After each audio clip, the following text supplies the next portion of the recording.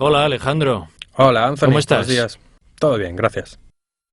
¿Qué haces? Mira, estoy intentando pesar mi cámara de fotos. He traído una balanza, la ponemos encima. ¡Tac! Perfecto. Pero venga. ¿De verdad? ¿Qué estás haciendo? ¿En serio? No, hoy he traído el caballete porque me gustaría hablarte de una nueva técnica fotográfica.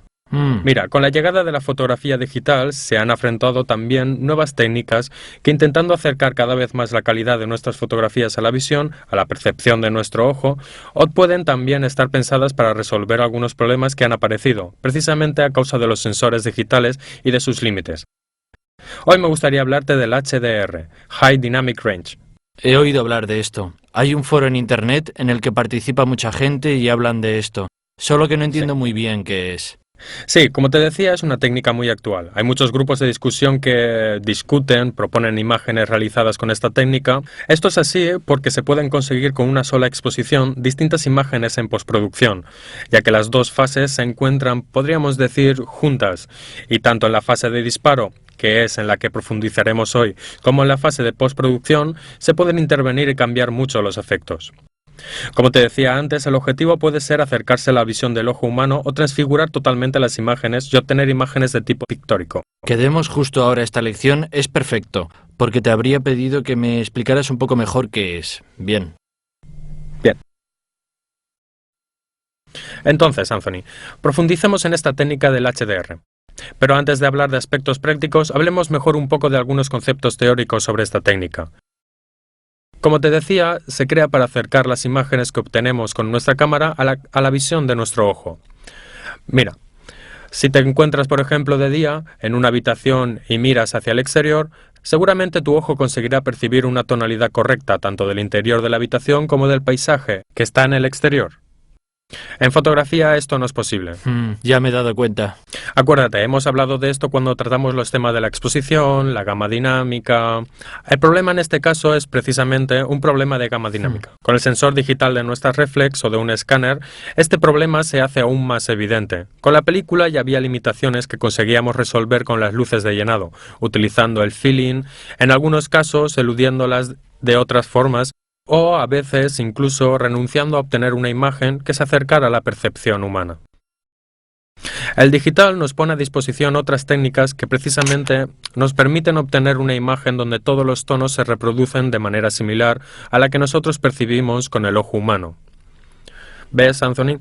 Hasta hace algunos años era difícil conseguir una reproducción en un monitor, o todavía menos en la impresora, de imágenes que tuvieran una gran diferencia de brillo entre los puntos más oscuros de la imagen y los de mucho brillo, debido a los límites de gama dinámica. ¿Te acuerdas? Ya hemos hablado de eso. Sí, la diferencia de exposición entre los puntos más luminosos y los más oscuros, en una sola imagen. En un solo encuadre. Mira, si nos referimos al concepto de gama dinámica en las prestaciones de nuestra reflex, se refiere a la posibilidad del sensor de reproducir en un solo disparo los stops de diferencia que hay entre los puntos oscuros y los puntos más luminosos. Mientras que si nos referimos a un monitor, será la capacidad de este para reproducir una imagen con diferencias de brillo en la pantalla entre los puntos más oscuros y los más luminosos.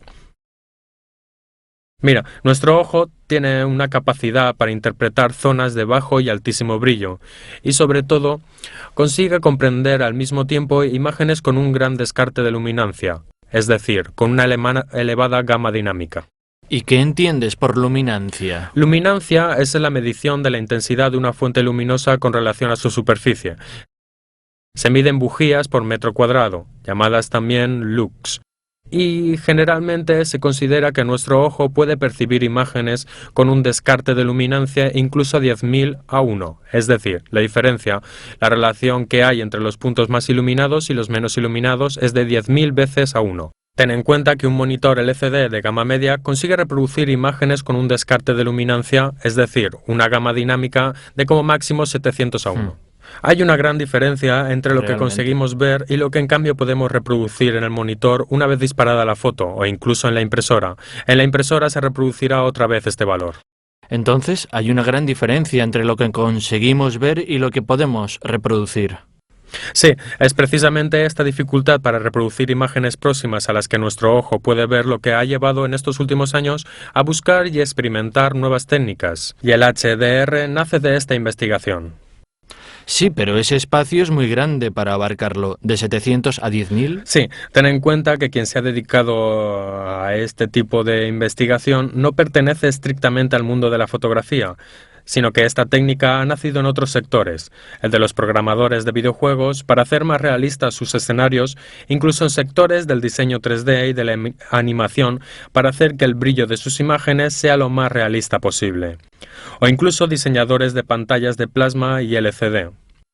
Más tarde, esta técnica ha llegado al mundo de la fotografía con diferentes adaptaciones para obtener las imágenes de las que hablaremos hoy. Ten en cuenta que hasta este momento, para reproducir imágenes fotográficas se utilizaban formatos de 8 bits o de 16 bits. ¿Sabes de qué estoy hablando, verdad? Profundidad de color. Sí, perfecto. Mientras que para este tipo de imágenes, para los HDR, ha sido necesario utilizar formatos de hasta 32 bits de profundidad de color, precisamente para almacenar la gran cantidad de datos que contiene una imagen de este tipo. En cualquier caso, estos aspectos los tratarás con Ricardo cuando habléis de la fase de postproducción. Está bien. Tratemos otro aspecto, el de la reproducción fiel de los colores. Ten en cuenta que durante el proceso fotográfico nuestras imágenes las pasamos de un dispositivo a otro y para la reproducción cromática de la imagen sea estable se han estandarizado algunos formatos.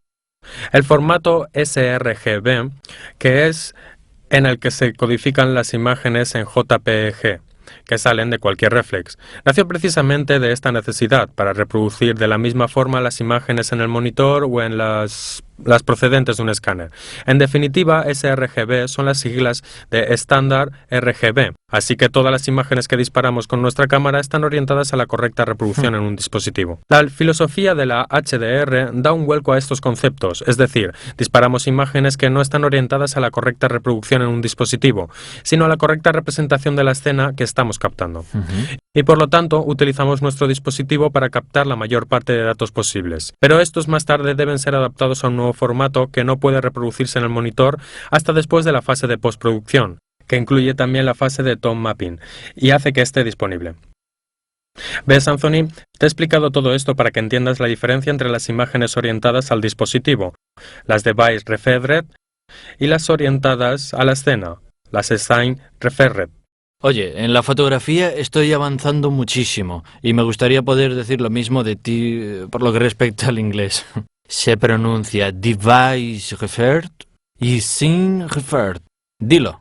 Entonces, device referred, scene referred. No está mal, venga. Está bien, pero hablemos de fotografía. Las imágenes device referred son las que contienen todos los datos necesarios para una correcta calidad en el dispositivo. Ok. Tanto en una cámara digital reflex como en un monitor y en todas las fases del proceso, mientras que las imágenes scene referred, las orientadas a la escena, contienen todos los datos referidos a la escena que se ha tomado. Por lo tanto, todos los datos de luminancia, pero referidos a esta escena y a ese tipo de imagen que se utiliza en el HDR. ¿Y cuáles son los formatos HDR? Verás, en la fase experimental surgieron muchos formatos, pero después se impusieron como estándar sobre todo dos de ellos, el Radiance RGBE, indicado por la extensión .HDR, y el OpenEXR, indicado por la extensión .EXR. Bien. Pero volviendo a lo de antes, a Ricardo, ¿cómo lo ves con el inglés? Verás, los dos sois muy buenos profesores. Perfecto, Alejandro. Muy interesante, todo claro. Pero la pregunta ahora es, ¿cómo se pueden realizar las imágenes HDR?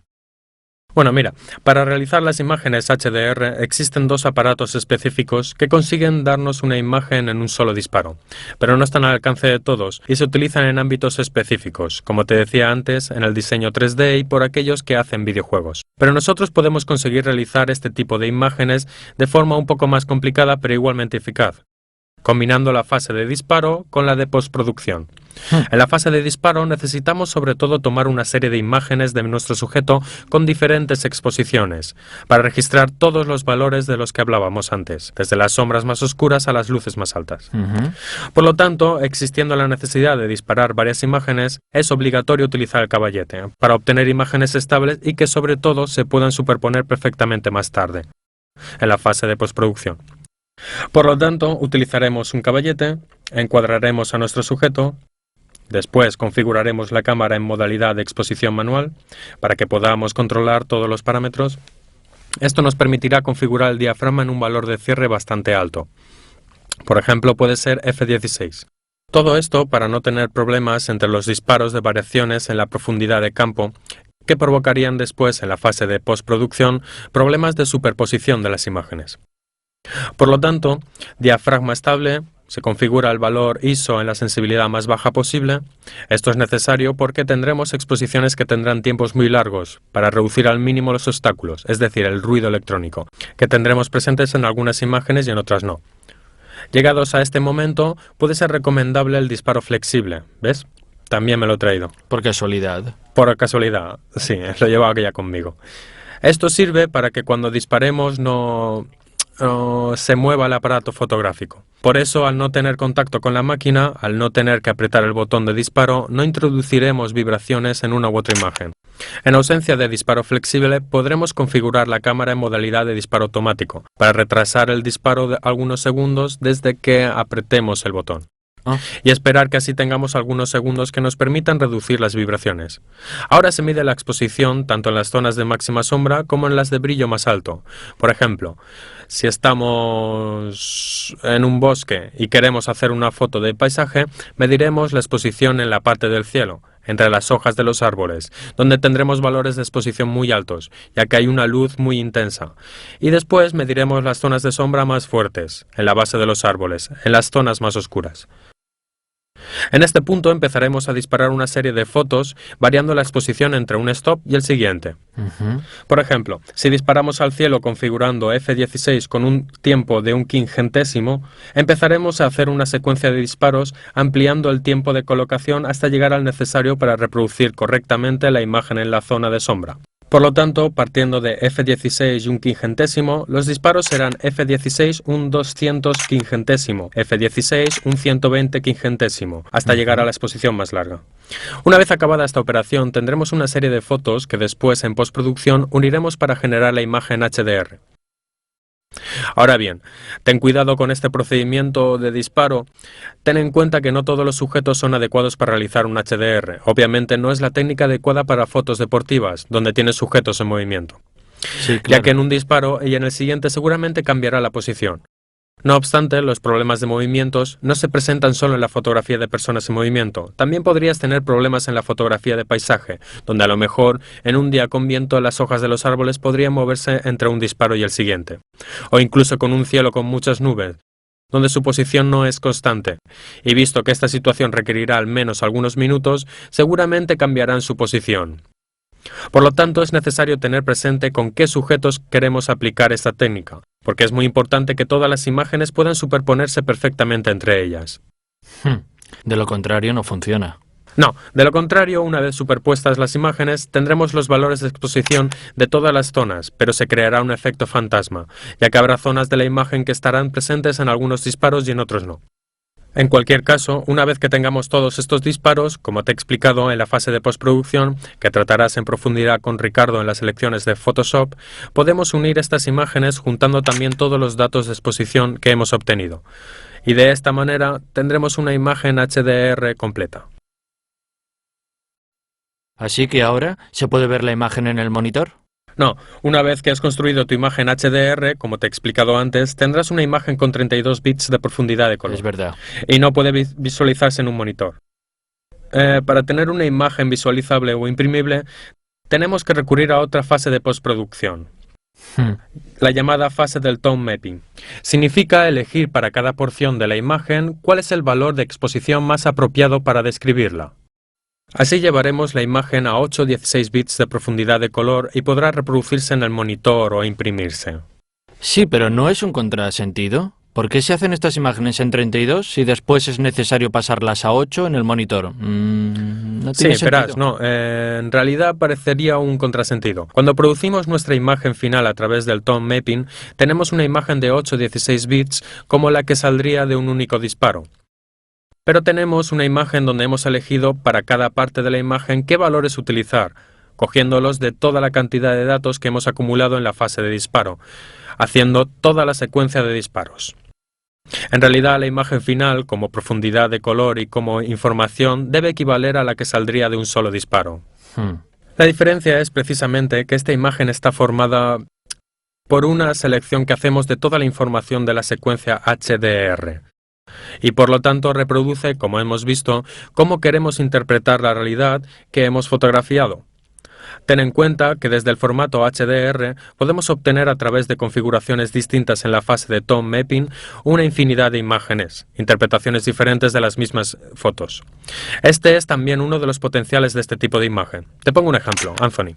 ¿Ves esta imagen? Es la foto de un interior en la que a través de una gran cristalera pasa también una parte de la panorámica exterior que tiene una fuerte luminosidad. En un solo disparo habría sido imposible captar las dos luminosidades y representarlas correctamente, de la misma forma que la veríamos si estuviéramos en ese espacio. Por eso en este caso he utilizado la técnica del HDR. He realizado una serie de disparos partiendo de un subexpuesto para captar los valores de luminosidad del cielo y del paisaje exterior. Después he aumentado los valores de exposición un stop cada vez hasta llegar a la foto sobreexpuesta para el exterior, pero correctamente expuesta para los valores del interior, para captar los valores de luminosidad de la decoración en el interior de la habitación. Después, con toda esta serie de datos, en la fase de postproducción, mediante las operaciones de tone mapping, se puede obtener imágenes totalmente diferentes. Se puede tener una reproducción realista de la escena donde se intenta llevar a las tonalidades, digamos, a las que estamos más acostumbrados y por lo tanto obtener una imagen bastante fiel a la realidad. O se puede reinterpretar de manera pictórica y destacar la saturación, pero también la restitución de la luz y de las sombras para dar más tridimensionalidad a los sujetos, como en esta otra imagen. En este caso, ves, desde unos mismos datos obtenidos en la fase de disparo, hemos llegado a dos resultados totalmente opuestos. Es muy bonita esta. No parece ni siquiera la misma foto ni el mismo lugar. Todo esto es lo que ofrece el digital. La posibilidad de interpretar el disparo hasta transfigurarlo totalmente. En cualquier caso, hemos tratado una de las técnicas más actuales, la del HDR. Hemos hablado de la luminancia, de los perfiles de color, de los tipos de imágenes orientados al dispositivo u orientadas a la escena. Entonces, device referred y scene referred... Perfecto, dilo tú que lo haces mejor. Después hemos analizado los procedimientos que se deben seguir para hacer la secuencia de los disparos para prepararla en la fase de postproducción. Es decir, todas las nociones técnicas que se deben tener presentes cuando se realiza una imagen HDR. Después hemos analizado de manera muy resumida la fase del tone mapping, que tratarás más en profundidad con Ricardo en las lecciones sobre la postproducción. Y por último, te he enseñado dos ejemplos de cómo se puede obtener los mismos datos, imágenes totalmente diferentes. Perfecto. Después de esta lección, tengo muchas ganas de hacer mi primera imagen HDR. Antes de acabar, un pequeño detalle. Has hablado de tone mapping. Creo que aquí también hay que trabajar un poquito la pronunciación, ¿eh? Venga, va, te desquitarás con Ricardo. Si no hay más remedio.